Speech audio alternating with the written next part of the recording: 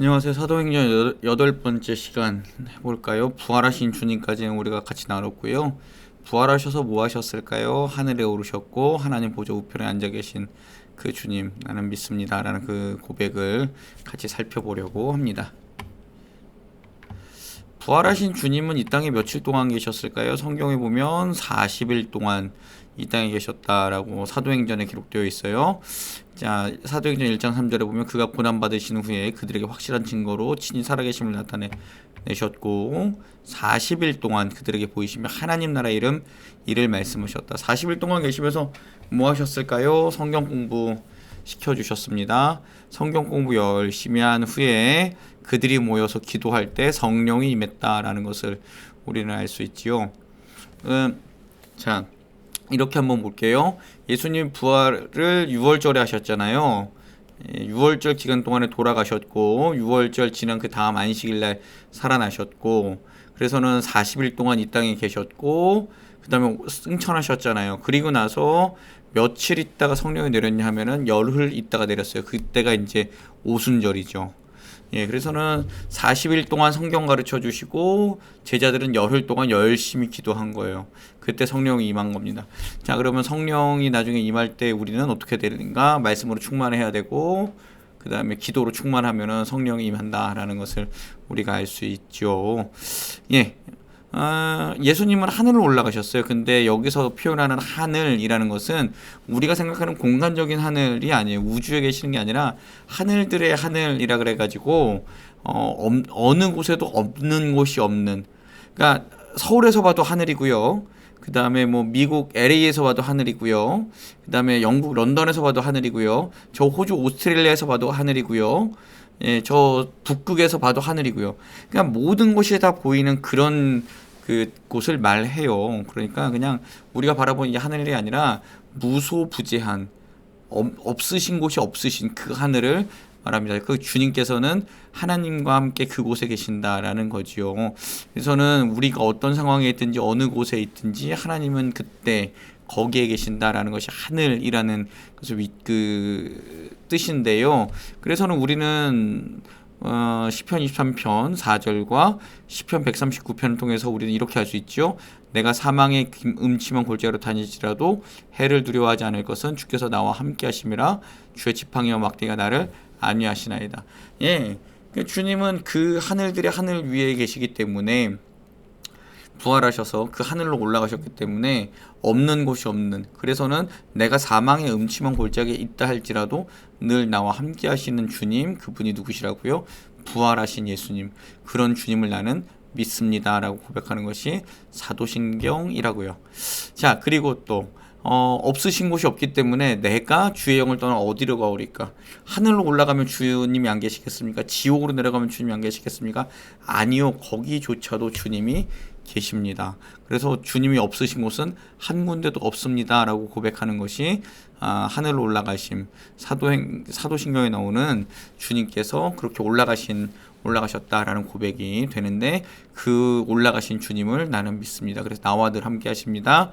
그래서 제가 이 구절을 늘 설명드릴 때마다 예로 들은 찬송가는 찬송가 438장 높은 산이 거친들이 초막이나 궁궐이나 내 주 예수 모신 곳이 그 어디나 하늘나라. 예. 자, 승천하신 이유를 같이 한번 좀 볼까요? 우리의 승천을 보증하시기 위해서라고. 보증. 예. 우리를 위해서 예수님이 올라가셨는데 우리를 위해서다라는데요. 사도행전 1장에 보니까 그들이 보는 데에 올려져 가셨고 그를 가려 누가 보이지 않게 되었다는 것과 예수님이 보이지 않게 되는데 누가 보는 것이 보이지 않게 됐을까요? 제자들과 무리들이. 제자들이 자세히 하늘을 쳐다보고 있었을 때, 그들이 보고 있을 때 천사들이 왜 보느냐, 본 그대로 오실 것이다 라고 이렇게 사도행전에 기록되어 있잖아요. 제자들이 예수님이 올라가신 것을 본 그대로 우리도 저길로 이제 올라갈 거야 라는 그런 소망을 품고 그것에 대한 약속을 해주시기 위해서 예수님께서 승천하셨다라고 우리는 생각을 하면 됩니다. 자, 그리고 두 번째는요, 성령을 보내셨기 보여주기 위해서 하늘로 올라가셨는데요. 자, 요한복음 16장에 보면 예수님께서 뭐라고 말씀하시냐면요. 내가 아버지께로 가는 것이 너희에겐 유익이다. 그래야만 보혜사 곧 성령께서 너에게 오셔서 내가 가르친 모든 것을 기억나게 하실 것이다 라고 요한복음 14장 16장에 그렇게 말씀하십니다. 즉 예수님이 그냥 이 땅에 계속 그냥 부활하신 육체를 가지고 계셨더라면 성령께서 우리에게 오시지 못했다. 그래서 예수님 육체만 가지고 계셨더라면 여러분 어떤 것이 좀 안 됐냐 하면 예수님의 육체는 아무리 시공간을 뛰어난다 해도 거기만 계실 수 있잖아요. 그러나 성령님은 영이시기 때문에 아까 말했던 무소부재, 없으신 곳이 없으신 어느 곳에나 임재하실 수 있는 그런 성령이시기 때문에 예수님이 승천하신 것은 우리에게 성령을 보내주셔서 언제 어디서나 하나님의 마음이 하나님의 뜻이 생각날 수 있게 하시기 위해서 예수님 승천하셨다라는 것을 우리가 믿습니다라고 고백하는 것이 사도신경입니다. 자, 하나님 보좌 우편에 앉으셨다 그랬는데 오른편에 앉다라는 것은요. 오른편은요. 모든 구약 성경 오른편 그 성경에 나오는 오른편은 힘, 권위, 능력, 영광 이런 걸 말해요. 그리고 동등한 권력, 동등한 능력을 말해요. 즉 하나님 오른편에 앉아 계시다가 하나님 우편에 보좌 우편에 앉아 계시다가 라는 것은 예수님이 하나님과 동등한 명예와 영광과 능력과 권세와 힘이 있다라는 것을 의미합니다. 즉 성자 예수님께서 성자 하나님이시다라는 것을 이야기하는 것이죠. 그래서 하나님 보좌 우편이라는 것은요 하나님의 아들의 영광을 드러낸다라고 하고요. 자, 존 칼빈이라는 우리 그 개혁교회 창시자는요 이렇게 했죠. 예수님께서 하늘에 오르사 아담의 모든 후손에게 폐쇄되었던 하늘나라의 출입문을 우리에게 활짝 열어주셨다.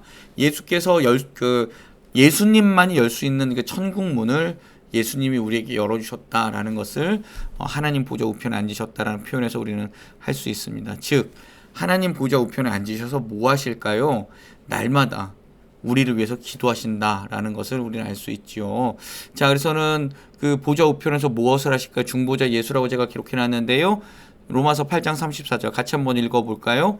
누가 정죄하려 죽으실 뿐 아니라 다시 살아나신 이는 그리스도 예수시니 그는 하나님 우편에 계신 자여 우리를 위하여 간구하시는 자시니라. 예수님이 날마다 우리를 위해서 이렇게 기도하고 간구하고 계신다고요. 또 누가 계시죠? 성령께서. 우리는 마땅히 알 바를 알지 못하나 성령께서 우리를 위하여 말할 수 없는 탄식으로 기도하고 계신다라고 이야기를 로마서 8장 26절은 하고 있지요. 그래서는 우리는 성령님과 예수 그리스도께서 우리를 위해서 중보하시는 그 힘을 받아서 우리는 이 세상을 살아가는 거예요. 자, 그래서는 이 로마서 8장 34절 이 다음에 한번 나중에 성경책을 찾아보세요. 이러면서 나옵니다. 누가 감히 하나님 예수 그리스도 안에 있는 하나님의 사랑에서 우리를 꺾으리요. 죽음이나 칼이나 기근이냐 뭐 이런 것을 절대 끊을 수 없고 예수 그리스도 안에 있는 하나님의 사랑에서 우리를 빼앗아갈 자가 어느 누구도 없다.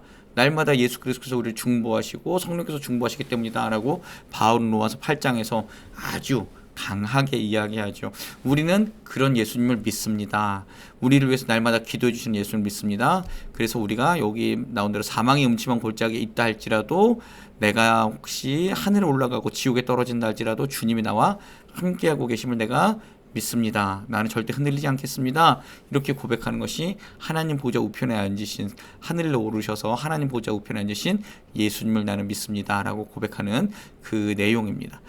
자, 그런데요 여러분 그 예수님을 보여주는 것이 개인일 수도 있는데요. 예수님을 머리로 하는 교회 공동체일 수도 있어요.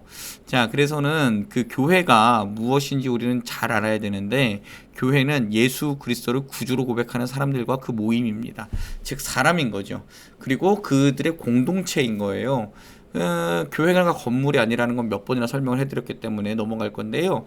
자, 교회는 예수 그리스도를 구주로 고백하는 사람들과 그 모임 즉 공동체란 말이에요. 그러면은 예수님을 보여주는 교회인데 우리가 믿음이 약할 수도 있고 우리가 믿음이 강할 수도 있어요. 그래서 예수님을 보여주기 위해서는 그 예수님의 살아내신 그 삶을 우리가 증언하고 그래야 되는데 우리가 약할 수도 있죠. 하지만 주님께서 날마다 그 교회들에게 힘 주시고 능력 주시기 때문에 우리는 이 땅에서 살아가면서 비록 넘어지고 약하고 넘어지고 또 쓰러진다 할지라도 그럼에도 불구하고 또 일어나서 예수님을 따라가는 사람들입니다. 나는 그런 사람이 되겠습니다라고 또 다짐하는 것이 하나님 보좌 우편에 앉으신 예수님을 믿습니다라는 구절에 있다라고요. 자, 실수나 실패, 오해가 있는 교회들인데요. 갈등과 혼란, 분열이 있어도 다른 이들에게 자신을 선물로 내어주는 단체는 교회밖에 없어요. 종교는 교회밖에 없어요.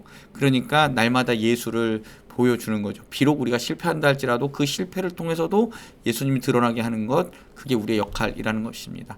그래서 교회는 대단한 능력, 성취의 대단함을 보여주는 것이 아닙니다. 그래서 제가 늘 말씀드리지만 교회는 머릿수로 평가받는 거 아니고요. 예산으로 평가받는 거 아니고요. 그다음 건물로서 평가받는 게 아니고요. 교회는 그 속에 정말 얼마나 예수를 잘 믿는 사람이 있는가, 교회에는 그 속에 얼마나 예수를 닮은 사람들이 있는가, 그것으로 평가받는 게 교회라는 것이에요. 그래서 하나님 우편에 계신 예수님의 중보와 이 교회 안에 계신 예수님의 현존을 보여주는 것이 교회여야 돼요. 이것을 우리 교회의 표어대로 해보면 예수님을 잘 믿는 것을 보여줘야 되고요. 그다음 예수님을 닮은 삶을 살아가는 것을 보여주어야 돼요. 그것이 바로 보좌 우편에 계신 예수님을 믿는 사람들의 살아가는 방법이 되는 것입니다. 사랑하는 여러분, 이 사도신경을 외울 때마다 예수님은 하늘에 오르셨고 보좌 우편에 앉아 계시는데 그 예수님을 내가, 즉 교회된 내가 보여주겠습니다라고 다짐하는 것이 우리 사도신경에 있다는 것을 잊지 않으시는 여러분 되셨으면 좋겠습니다. 감사합니다.